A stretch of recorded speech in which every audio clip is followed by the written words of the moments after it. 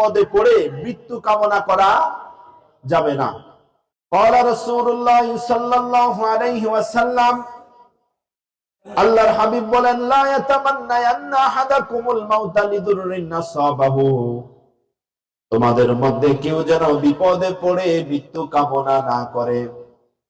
Fine কানা লা বুদ্দা ফাইলা, সে যদি এমন অবস্থা তার হয়ে যায় সে আর বিপদে ধৈর্য ধারণ করতে পারে না, সে যদি মৃত্যু কামনা করতেই হয়, সে যেন আল্লাহ তাআলার কাছে এইভাবে বলে, আল্লাহুম্মা আহয়িনি মা কানাতিল হায়াতু খায়রান লি, ও আল্লাহ, জীবন যদি, দুনিয়ার জীবন যদি আমার জন্য কল্যাণকর হয় তাহলে আপনি আমাকে দুনিয়াতে বাঁচিয়ে রাখেন।